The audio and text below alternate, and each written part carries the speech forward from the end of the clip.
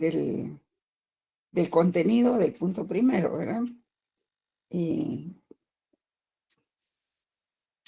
vamos a ver. Sí, aquí estamos. Entonces, un momentito.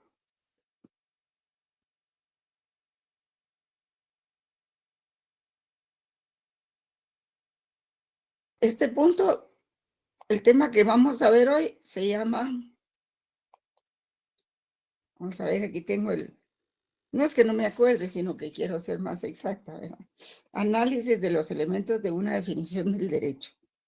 El problema de asumir una única postura sin tomar en cuenta las críticas a cada corriente. Explicación y fundamento de una definición o concepción del derecho. Todo eso que les leí está en el mismo punto, ¿verdad? Lo que pasa es que, como les expliqué al principio, cuando hicimos este último programa, pues tratamos de desagregar muy bien los temas para que el alumno pudiera ubicarse bien en lo que se está explicando. Entonces, después ese punto lo terminaríamos hoy, que nos dieron la oportunidad de dar clase virtual, porque es donde más contenido se puede proporcionar, ¿verdad? Así de que vamos a empezar con este punto que es un poquito complicado, requiere mucha atención. Y, y tenía yo un problema ahí con la computadora, por eso es que no les podía dar ingreso, pero ya estamos todos aquí. Bien, vamos a colocar como siempre, ¿verdad? Una presentación para que ustedes puedan guiarse. Vamos a ver si es esta.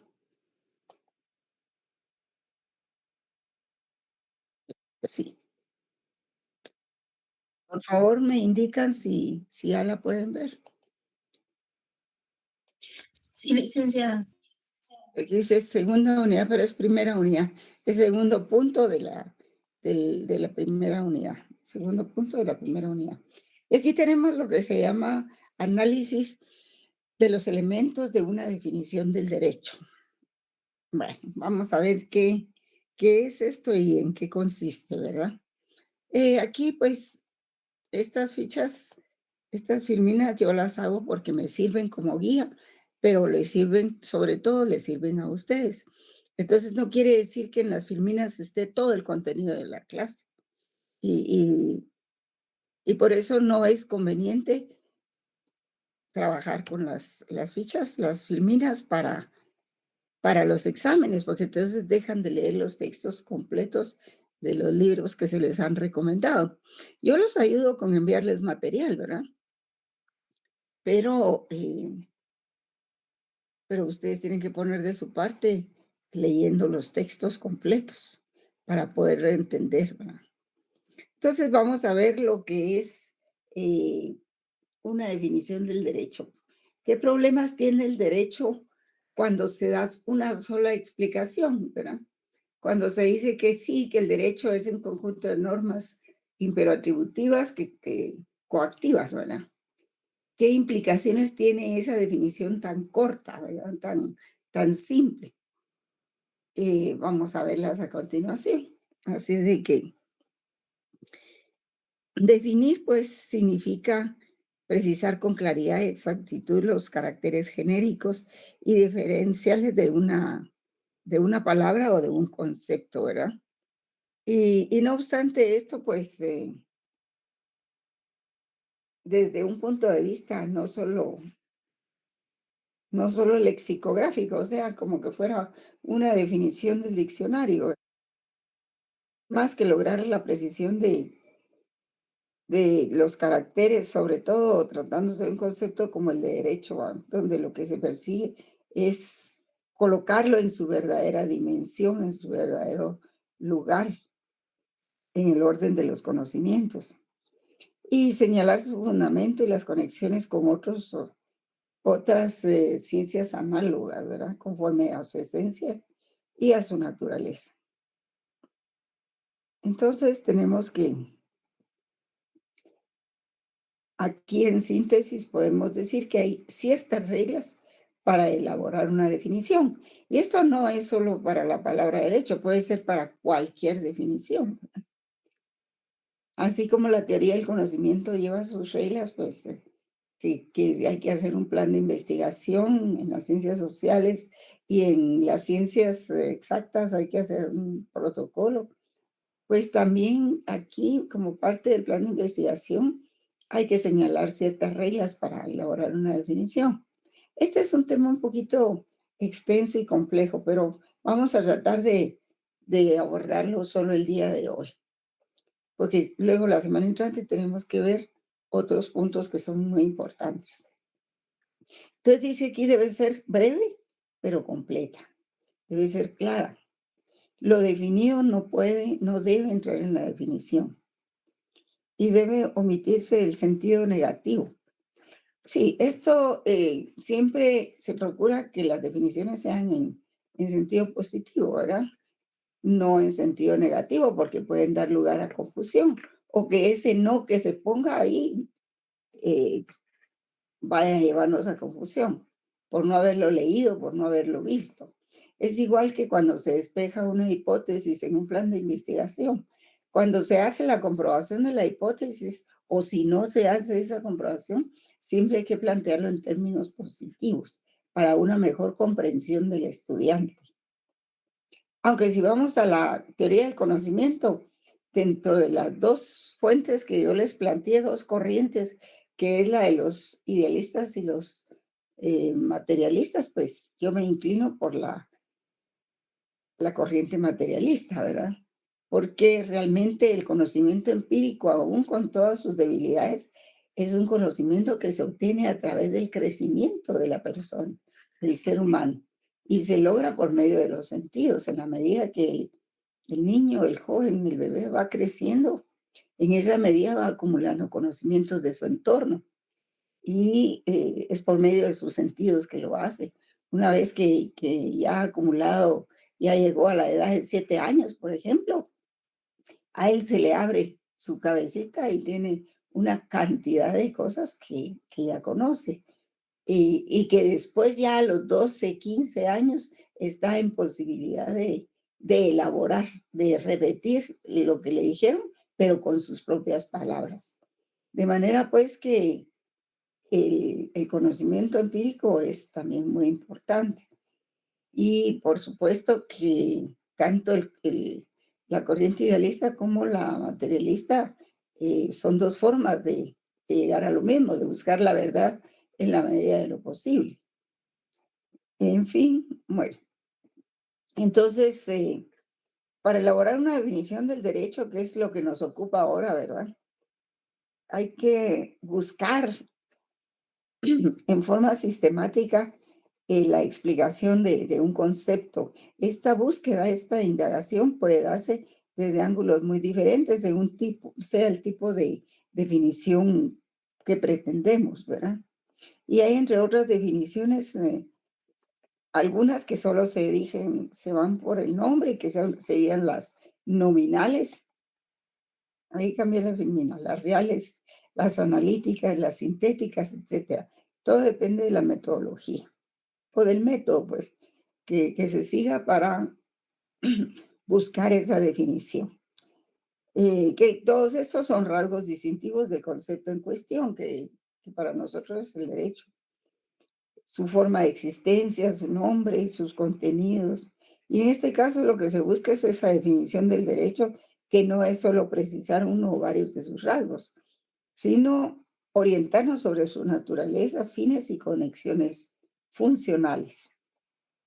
Es decir, llevar a cabo la transformación de un concepto inexacto y vago empleado en algún ámbito por otro más preciso y exacto que pueda ser usado en la mayoría de las ocasiones en que se usa el concepto de derecho, ¿verdad? Alcanzar ese objetivo en función de lo que estamos diciendo, pues la definición de derecho ha de establecer, aunque sea de manera resumida, eh, la precisión de varios aspectos, ámbitos del conocimiento en los que se presenta, su fundamento racional y sus rasgos característicos que determinan sus conexiones y diferencias en relación con otros fenómenos o ciencias de la misma naturaleza o similar naturaleza, ¿verdad? Pero hay dificultades a veces para definir el derecho, ¿verdad? Eh, ¿Por qué hay dificultades para definir el derecho? Pues porque contiene singulares dificultades. Eh, Hay varios autores y la mayoría de los autores que han abordado el tema, por ejemplo, Carlos García Maínez, perdón, no es Carlos García Maínez, ¿verdad, jóvenes? ¿Cómo se llama? Este autor, ustedes ya lo deben conocer porque van ya en noveno semestre. ¿Cómo se llama él, García Maínez? Eduardo. Eduardo, muy bien. Ay, me contestó Kim. Sí, entonces él plantea hace algunos planteamientos, entre ellos de dificultades que hay para poder definir al derecho. Por ejemplo, él dice que él es un jurista, para ilustrarlos, es un jurista y es un filósofo también del derecho. Y él señala, García Maínez dice, ¿qué es el derecho? Esto debe ser lo primero que el estudioso debe preguntarse al abordar el tema de la ciencia jurídica, ¿verdad? Fundamentalmente. Y el problema, lógicamente, anterior a los demás de la misma disciplina, es también el más difícil de todos. Los autores que lo abordan no han conseguido ponerse de acuerdo ni en el género próximo ni en la diferencia específica del concepto, lo cual explica el número increíble de definiciones y la anarquía reinante en esta materia. Pero otros juristas llegan incluso a la conclusión de que es imposible definir al derecho. Imagínense ustedes. Lo que para ustedes era una definición muy sencilla, resulta que para muchos juristas es muy difícil, porque dice que García Maínez sigue diciendo que al modo aristotélico, no es posible asignar al derecho un género próximo ni una diferencia específica, ¿verdad? Pero voy a ingresar, yo creo que quieren ingresar algunos alumnos, ¿verdad?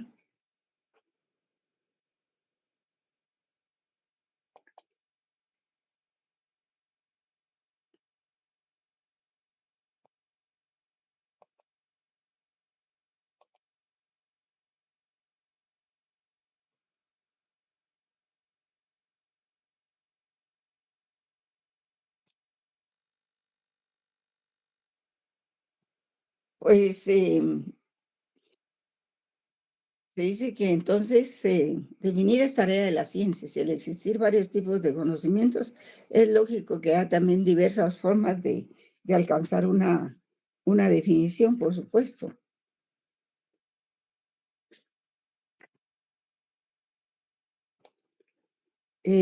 Rodolfo Stammler, a ver si han leído los documentos que yo les envié. Rodolfo Stammler aparece por primera vez en el texto que les envié de Máximo Pacheco. Él lo menciona con respecto a qué es filosofía del derecho. Pero en cuanto a lo que se refiere al concepto de derecho, dice que es una noción parcial, que solo sirve para deslindar una categoría de los actos de voluntad humana, frente a otras modalidades y categorías como la moral, los dictados convencionales y el poder arbitrario. Creo que eso está suficientemente claro, ¿verdad, jóvenes? Fue cuando se separaron las normas jurídicas de las normas morales, de las normas convencionales y del poder arbitrario. Creo que está muy claro. Pero también señala que se trata de esclarecer el fin último, el que se llama teleológico y que, por cierto, ninguno me ha preguntado, o no sé si ya lo vieron en el diccionario, qué es teleológico o teleología. Es la ciencia de los fines últimos, ¿verdad? No los inmediatos, sino los mediatos, como se llama. Por ejemplo, ¿cuál es el fin del derecho? El fin teleológico. ¿Cuál sería el fin teleológico?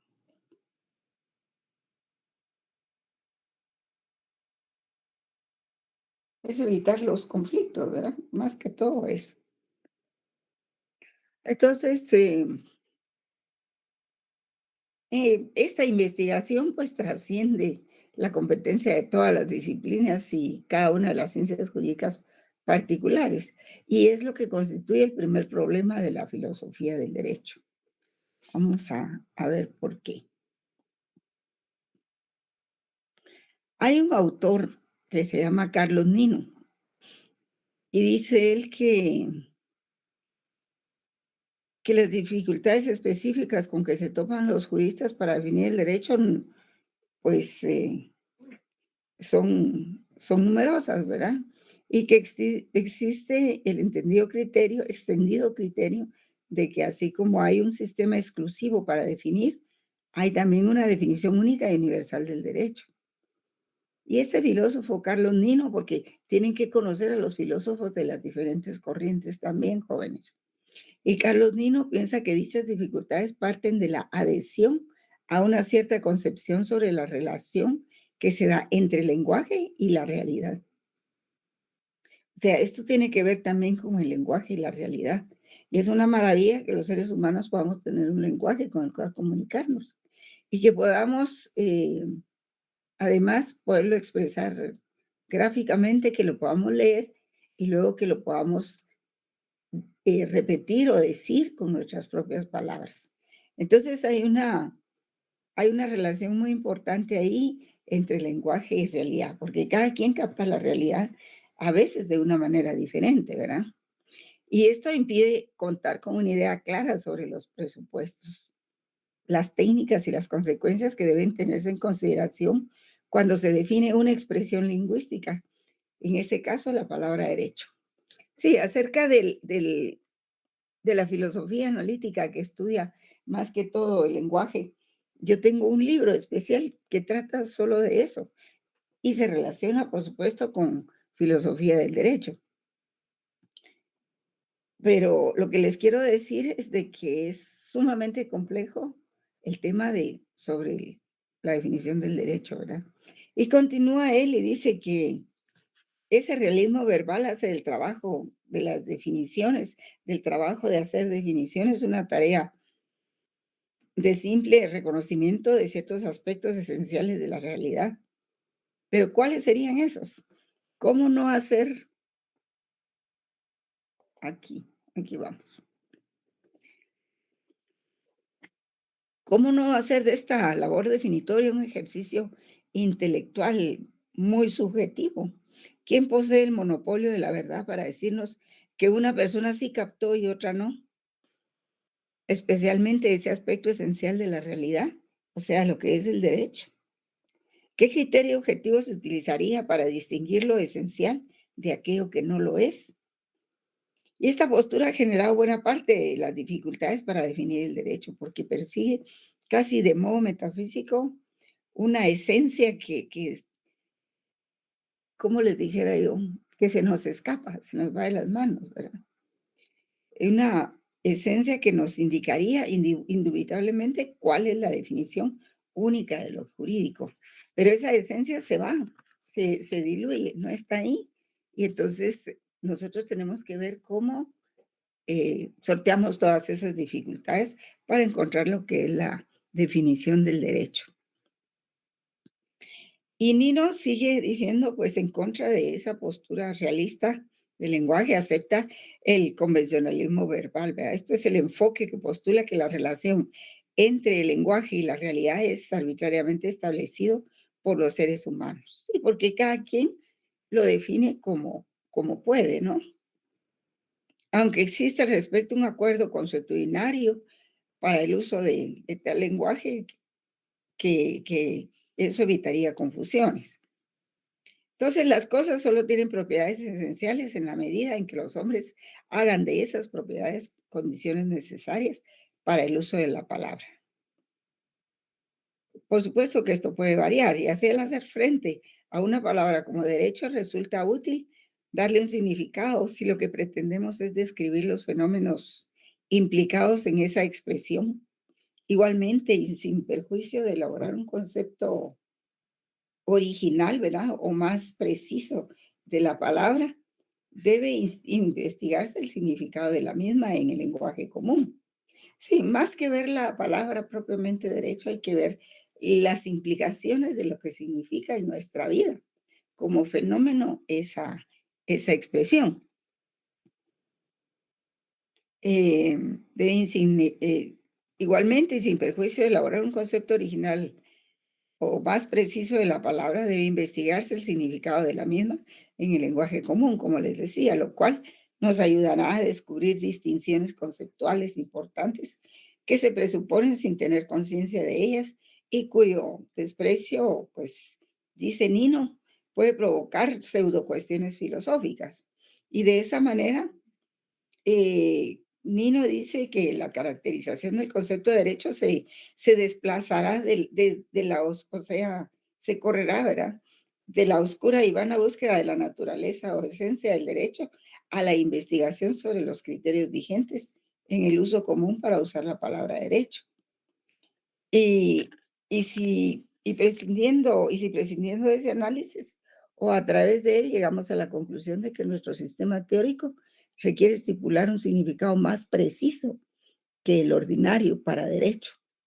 La estipulación no estará guiada por un test de verdad en relación a la actividad de captar las esencias místicas, sino por criterios de utilidad técnica y de conveniencia para la comunicación, como lo vamos a ver después en el realismo, más adelante.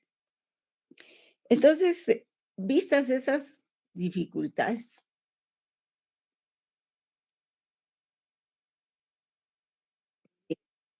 cabe sumar dos más. La primera tiene que ver con la palabra misma, derecho, y la segunda con el enfoque científico y la posición teórica adoptada por los distintos juristas o estudiosos del fenómeno jurídico en general.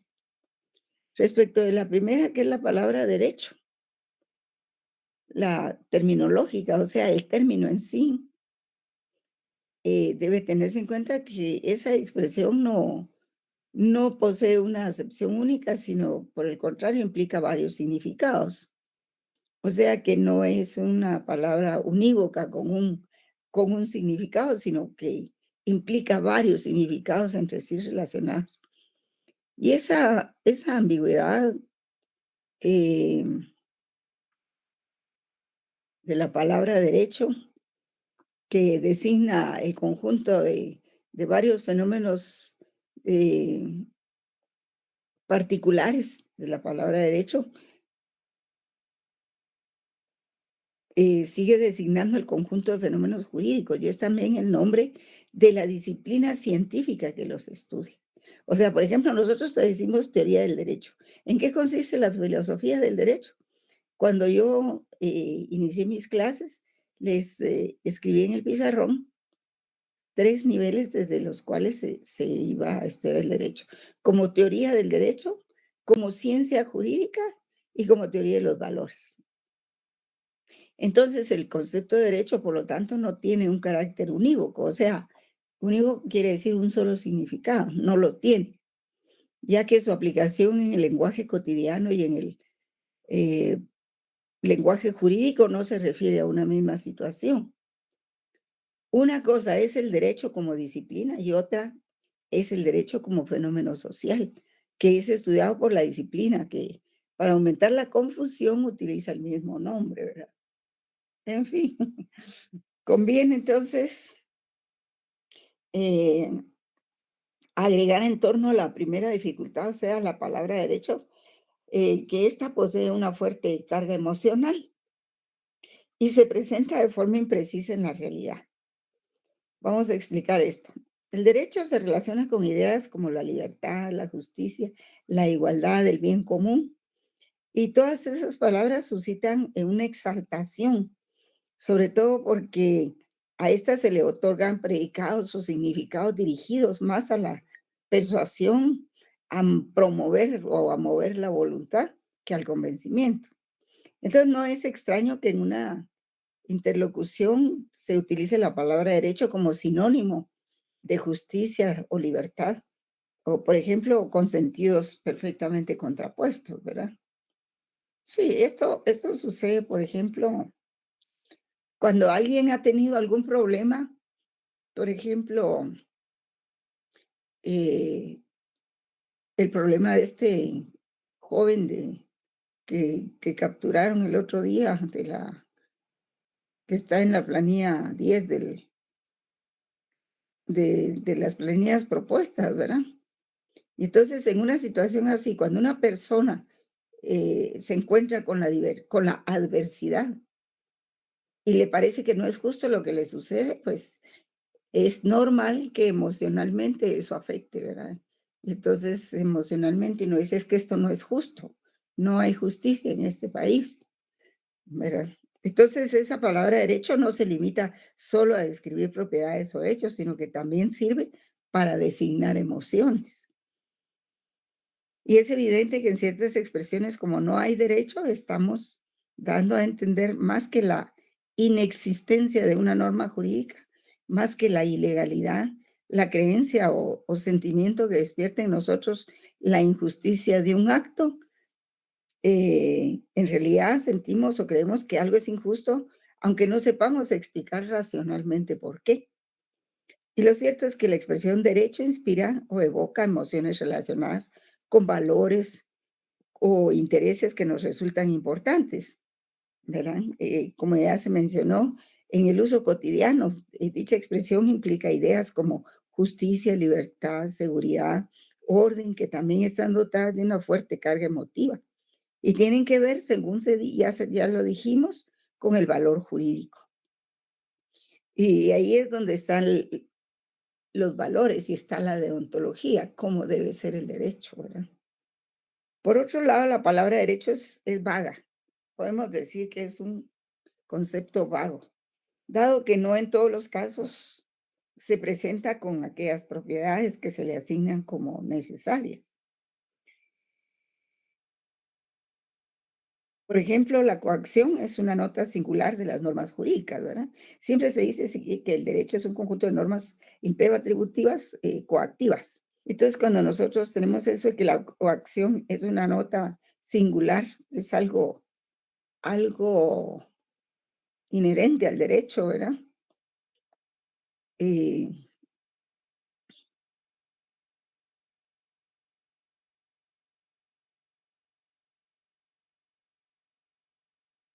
Nos encontramos con que hay otras normas jurídicas que en los distintos sistemas carecen de esa coactividad. No todo el derecho contiene normas coactivas. Y esas normas que podrían llamar imperfectas, ¿verdad? Aún contempladas en el ordenamiento jurídico, ¿acaso no son legítimamente jurídicas por carecer de coacción o sanción expresa? Y es por eso que es evidente que el derecho comprende más que normas coactivas. Y por esto la expresión derecho puede aludir indistintamente con la consecuente confusión a normas programáticas, a normas enunciativas, a principios generales. Es decir, que de suyo carecen de una sanción específica. No obstante, se encuadran en un ordenamiento jurídico coactivo, concebido como un todo. Ellas no pierden el- la capacidad de ser normas de derecho. Por ejemplo, vean ustedes el Código Penal. El Código Penal contiene casi todas sus normas, definen delitos y tienen la coacción de que la sanción que será impuesta será, pero también tiene normas que constituyen principios generales. Por ejemplo, en la parte introductoria del código, ahí es donde se ven las normas eh,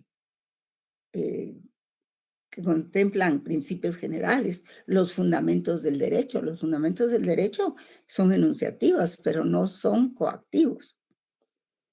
Y en ese sentido, pues hay dos autores que se han pronunciado acerca de esto. Y han demostrado que los sistemas jurídicos no solo están constituidos por normas coactivas, sino también por otra clase de normas y hasta por principios. Por ejemplo, Hart, el filósofo Hart, Herbert Hart y, y Ronald Working, ¿verdad? Hart desarrolla la idea de que los sistemas jurídicos están constituidos por diversas clases de normas primarias, secundarias, cuya unión y estructura es la que distingue el derecho de otros sistemas normativos. Y este autor piensa que además de las normas jurídicas propiamente dichas, o sea, normas de conducta o reglas primarias de obligación, conforman el derecho otros tres tipos de reglas denominadas secundarias. La unión e interacción de estas son las que identifican a los sistemas jurídicos y denotan sus características propias. Las primarias, perdón, las reglas secundarias cumplen con una tarea de identificar a las reglas o normas eh, primarias de obligación. Y la principal de aquellas es la denominada regla de que podía definirse eh, como la Constitución escrita, ¿verdad? Esas son las normas primarias. La sanción por una legislatura, porque hay que ver que quien hace realmente el derecho son los jueces que están dictando sentencias. Bien o mal, pero lo hacen, ¿verdad? Y entonces las primeras normas constituyen lo que es la Constitución escrita. También lo constituye la sanción por una legislatura, es decir, el proceso de elaboración o promulgación de las leyes y los precedentes judiciales, ¿verdad? Entonces, Hardy también identifica como reglas secundarias a las reglas de cambio, que establecen los procedimientos de creación, modificación y derogación de las normas. Eh, y también otras reglas que establecen los procedimientos para los supuestos de violación e interpretación de las normas. Y concluye nuestro autor que si bien el derecho está formado por normas coactivas de conducta, principalmente, prioritariamente, ni todas prescriben necesariamente una conducta, como las que confieren poderes o atribuyen derechos, ni todas son coactivas, como las reglas de cambio y adjudicación. Entonces, Working, que es el otro autor, por su parte, considera que el derecho no es solo un sistema de normas, sino de principios, es decir, lo que ellos le llaman cartas de triunfo social. ¿Qué son cartas de triunfo social? Eh, Estas cartas de triunfo social son jerárquicamente superiores y por lo tanto se imponen a otras demandas jurídicas, políticas o éticas con las que pudieran entrar en conflicto. Y estas cartas de triunfo social son, por ejemplo, jóvenes, la Declaración Universal de los Derechos del Hombre y del Ciudadano, ¿verdad? Los convenios, las proclamaciones de derechos humanos, todo eso. Por ejemplo, la Carta eh, Constitutiva de la ONU, la Carta Constitutiva de, de la OEA también son considerados pues actos de creación de normas, pero son cartas de triunfo social, o sea que todos las comparten y ha sido producto de la lucha de muchos, ¿verdad? Entonces, estos principios son desarrollados por las sociedades y por los profesionales del derecho a lo largo de la historia. Eh, Y Working dice que cuando los juristas razonan o disputan acerca de derechos y obligaciones legales, particularmente en estos casos que presentan muchas dificultades, donde los problemas que se les plantean a propósito de estos conceptos parecen más agudos, más difíciles, pues hacen uso de pautas que no funcionan como normas jurídicas, sino, sino que lo que funciona ahí son los principios, ¿verdad? Las directrices o las normas de otra clase. Entonces hay que saber distinguir en qué ámbito se encuentra uno cuando está discutiendo el derecho. Se recuerdan que en la presentación anterior, perdón, en el video anterior del doctor Rodolfo Vigo, en ese video él dice, dime cómo miras al derecho, cómo defines al derecho y te diré qué corriente es. ¿Es naturalista o si eres positivista, si eres legalista, eminentemente? Entonces, en cuanto a la dificultad para definir el derecho, En el enfoque científico y la posición teórica, pues es preciso reflexionar que podemos deducir que toda vez que lo jurídico abarca distintos ámbitos de la vida social, es lógico que de su estudio se ocupen distintas ciencias sociales también, como lo es también. Por eso es que en el Colegio de Abogados, ustedes ven que hay una mesa en que inscriben también, hablando de que hoy se votó, ¿verdad? Por la segunda vuelta, en que admiten a sociólogos, a licenciados en ciencias jurídicas, a historiadores, a licenciados en ciencias políticas, porque todas esas ciencias son afines al derecho, ¿verdad? Entonces, dice, hay que deducir que lo jurídico abarca distintos ámbitos de la vida social. Es deducir que cada ciencia social importará un aspecto especial de lo jurídico. Por lo tanto, el enfoque de la sociología, la antropología o la historia aplicadas a los enfoques ya sociológicos, ya sea antropológico o histórico del derecho, dichas definiciones variarán, sí, van a variar. Y ello nos invita a concluir que el enfoque teórico condiciona la definición del derecho que se pretende formular. O sea que la teoría tiene mucho que ver. La postura teórica es asimismo determinante y también condicionará el contenido de la definición. ¿Por qué? Porque cada ciencia social comprende diversas corrientes de pensamiento, distintas posiciones teóricas que no son otra cosa que construcciones intelectuales que pretenden explicar desde sus hipótesis el fenómeno o fenómenos de que se ocupan, utilizando para este efecto, presupuestos similares, análogos y hasta contrapuestos. Al igual que sucede con la ciencia jurídica, la sociología, la antropología y la psicología implican múltiples posturas teóricas que en función de esos presupuestos que utilizan, definirán en caso el derecho. Y muchas de esas definiciones coincidirán en algunos rasgos y también van a diferir diametralmente según tendremos ocasión de ver en, en los ejemplos, ¿verdad? Entonces podemos concluir de que no es solo el enfoque científico, sino la postura teórica lo que influirá determinantemente en la definición del derecho. Y esta definición delata la posición teórica que obviamente ha condicionado el contenido o el predicado del concepto, ¿verdad? En cuestión, que para nuestros efectos es el derecho. También hay una diversidad de definiciones, ¿verdad? De derechos dentro del derecho que están estrechamente relacionadas a veces, según se puede entender ahora, con la postura teórica eh, que adopta cada expositor de cada definición. O sea, cada quien da una definición del derecho, como lo ha aprendido, de acuerdo con lo que ha leído, como le parece por elaboración propia, etcétera, etcétera, ¿verdad? Entonces,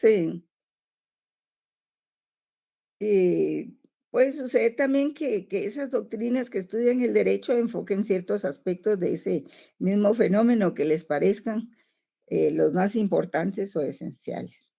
Y la raíz de esta, digamos, separación o disentimiento, eh, dice Bioro Toranzo, que es otro filósofo del derecho, se debe a que han propuesto nociones del derecho que resaltan cada teoría o cada definición, un punto de vista, un aspecto del mismo.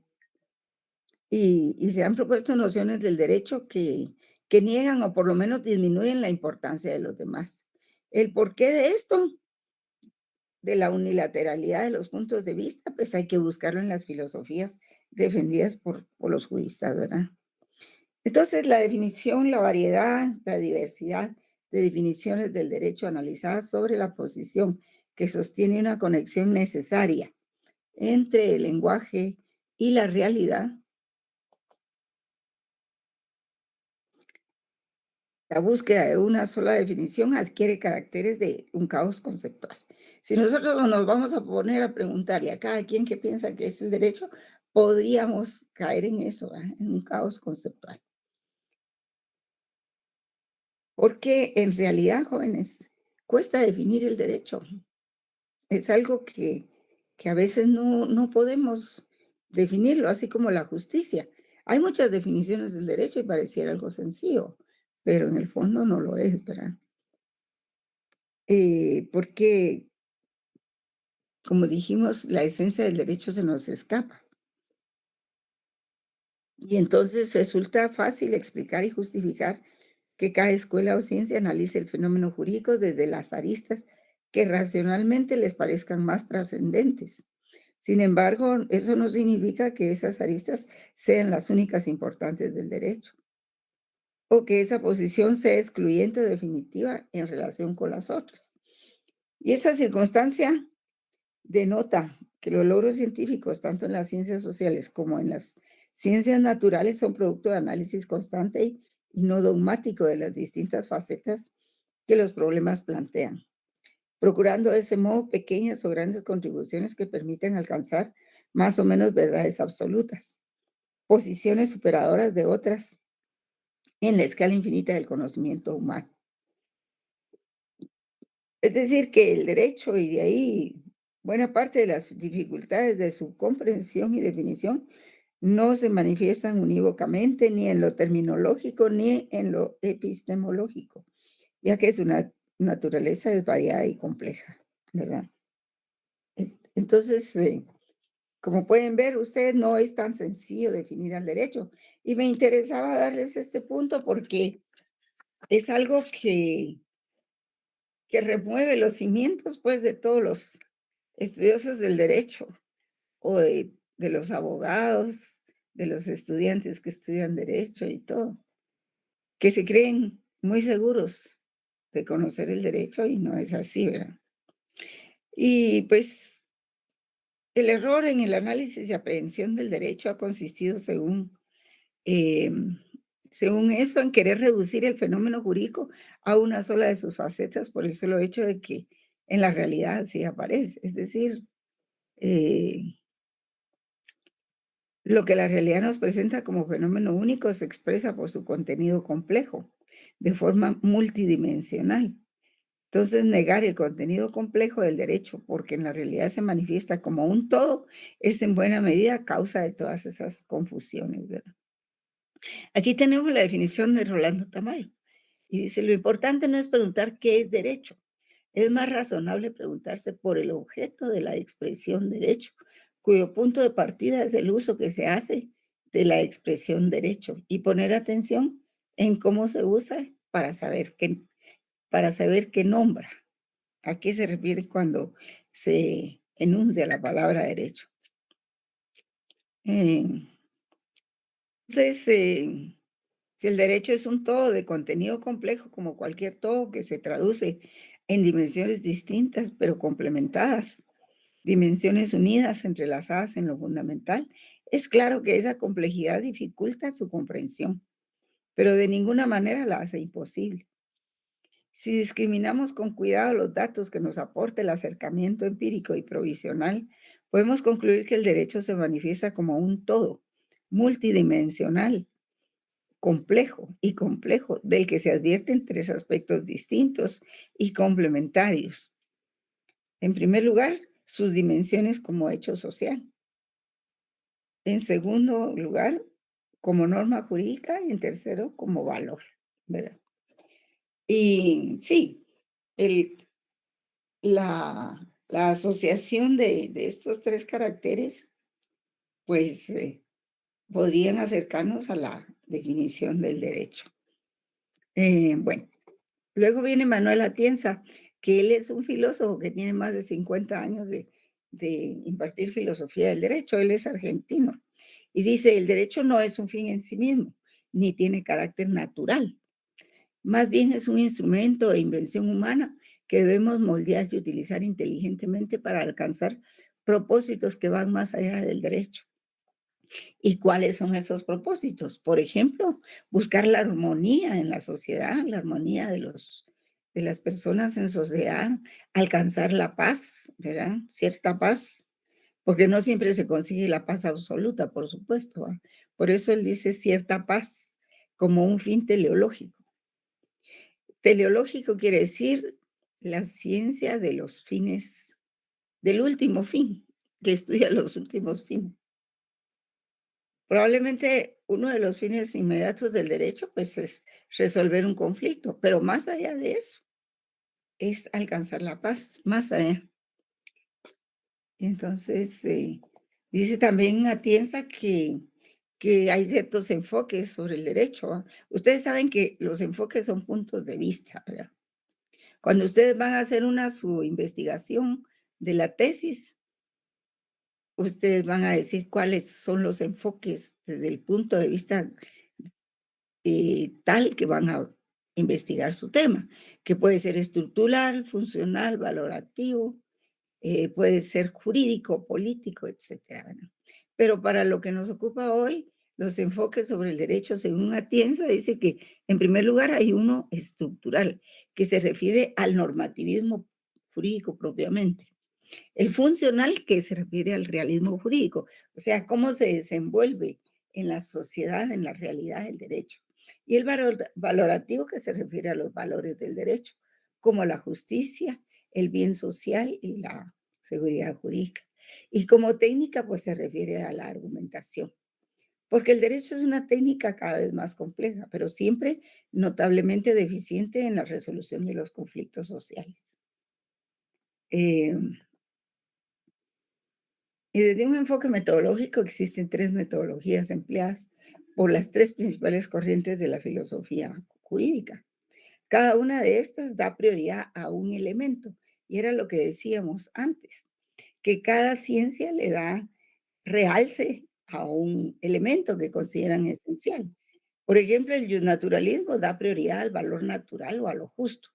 El formalismo da prioridad a la norma vigente o formal, que es la forma, ¿verdad?, en el derecho. Y el realismo da prioridad al hecho eficaz o real.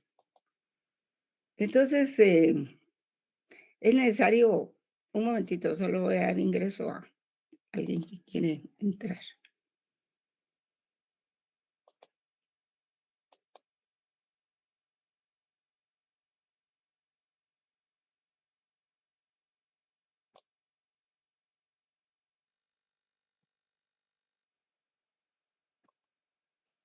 Entonces, es necesario reconocer los aciertos y desaciertos de cada concepción y considerar que no se excluyen ni se implican, sino que concurren en un mismo objeto de estudio, ¿verdad? En la idea de un derecho ideal que está formado por un derecho natural o por lo menos intrínsecamente justo, porque el derecho natural tiene que ver con la justicia. De ahí es que nosotros conocemos el valor justicia, por un derecho vigente o un formalismo válido y por un derecho eficaz o realmente aplicado, cumplido y observado por la sociedad. Sí, esto viene a ser más cercano a lo que es la definición del derecho. Y podemos ver algunas conclusiones respecto de lo que vimos anteriormente. Solo voy a dar ingreso aquí a alguien más.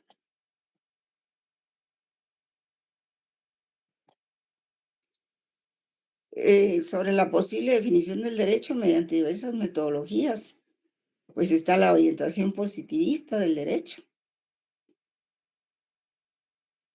que es independiente de otros ámbitos como la ética. La orientación positivista es de que el derecho está escrito, ¿verdad? La orientación formalista se relaciona con lo anterior, pues esa concepción tiende a buscar los fundamentos de la lógica jurídica y los axiomas de la ciencia del derecho. Por favor, busquen los axiomas que plantea la lógica jurídica. Hagan esa búsqueda. Eso lo pueden encontrar en el libro del doctor García Maínez. Yo creo que ese libro más de alguno de ustedes lo ha de tener. Él dedica una parte a introducción al derecho y luego una parte pequeña a filosofía del derecho, pero luego tiene otro texto que es solo de filosofía del derecho. Entonces hay donde buscarlo. Y además de eso se trata la clase, de que no solo vengan a oír lo que yo les doy, sino que ustedes investiguen en los textos. Y además es el único semestre que van a tener para hacer un estudio bien hecho. Así es de que investiguen, joven. Vean si lo que yo digo es cierto o no. Cotejen. También está la orientación historicista del derecho, que estudia el origen de las normas jurídicas, se basa en las condiciones históricas y es relativista, pues, porque cambia en diferentes etapas de desarrollo de la sociedad. También está la orientación naturalista del derecho, que puede ser comprendida en función de los postulados capitales del naturalismo, que es la justicia, con el valor intrínseco del derecho. Ahí está la justicia, pero si la asociamos con el derecho, funciona muy bien, funciona mejor. Además, puede haber derechos sin justicia. Habría que preguntarnos eso, ¿verdad? Está la orientación teológica del derecho, que coincide con las posiciones clásicas referidas. Existe, por ejemplo, el derecho canónico, que es la orientación teológica del derecho. Y este derecho canónico fue muy importante durante todo el desarrollo de la humanidad porque aportó muchos elementos al derecho tal como lo conocemos ahora. Y además con una orientación dogmática. Esto quiere decir una orientación dogmática significa que el derecho canónico se obedece, se acata sin cuestionamientos, ¿verdad? Igual pasa con el derecho positivo, ¿verdad? Lo que pasa es que hay recursos también, ¿verdad?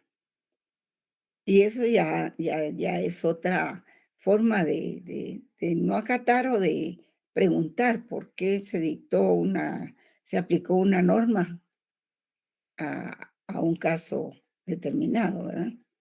Entonces está la orientación axiológica del derecho, que la ciencia del derecho se basa en la teoría de los valores en el derecho, como el valor justicia, el bien común y la seguridad jurídica.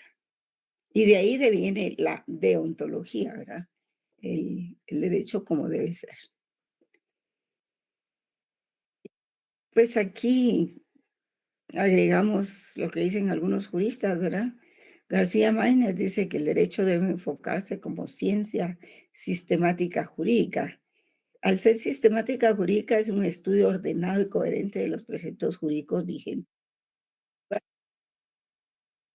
La doctrina del orden jurídico positivo. Como pues es una técnica, ¿verdad? El derecho es una técnica, solo que es una técnica jurídica. Y como técnica es el arte de la interpretación y aplicación del derecho. Y como filosofía, pues está la filosofía jurídica, que es el estudio del derecho en sus elementos universales e investiga qué es el derecho y qué vale el derecho. ¿Y dónde estábamos? Luis Recasensich, bueno, esta es una investigación que yo completé porque me interesaba colocar los conceptos de otros juristas. Él dice que el derecho puede ser abordado como hecho social. Esto tiene relación con la sociología jurídica o como norma, que se refiere tiene que ver con la dogmática jurídica, o como valor, que tiene que ver como política jurídica, dice Recasensich. Y el derecho como realidad es un arte práctico, una técnica, una forma de control social. Y esto es muy importante, es una forma de control social. Por supuesto que sí lo es. Así como el Estado concentra pues toda la violencia legalmente, también el derecho es una forma de control social. Y el derecho se da como una norma, un hecho, una ciencia, una palabra, etcétera. Y siendo un producto vital y como tal debe atender a los fines para los que fue creado. Además debe seguir creando para retroalimentarse. Y el lenguaje jurídico es sustancialmente una parte del lenguaje común. Por supuesto, y esto también lo estudia la semántica y la semiótica, que les vamos a ver más adelante. Entonces, los principales modelos epistemológicos o científicos del conocimiento jurídico que intentan exponer la cientificidad del derecho son el naturalismo, que se sustenta en una serie de principios, valores, criterios y normas que persiguen como fines axiológicos la bondad, la justicia, la moral del derecho y la ética. Y el positivismo, que se sustenta en las normas jurídicas que crea el Estado, ¿verdad? Y el realismo jurídico, que es una visión original con origen norteamericano. Y ellos ven, pues, el utilitarismo jurídico, ¿verdad? Que no les interesa la verdad del derecho, sino su eficacia. Consideran al derecho como un instrumento de la política o de la economía y una técnica de control social. Y por eso es de que cuando llegan extraditados a Estados Unidos o cualquier otra persona, el juez le pregunta que si acepta los cargos, porque este es el utilitarismo jurídico, porque así no tienen que gastar en un jurado, en jueces, en de la defensa, en la fiscalía, y se ahorran un montón para el Estado, pues, con que el incoado, pues, confiese que es responsable de esos hechos, ¿verdad?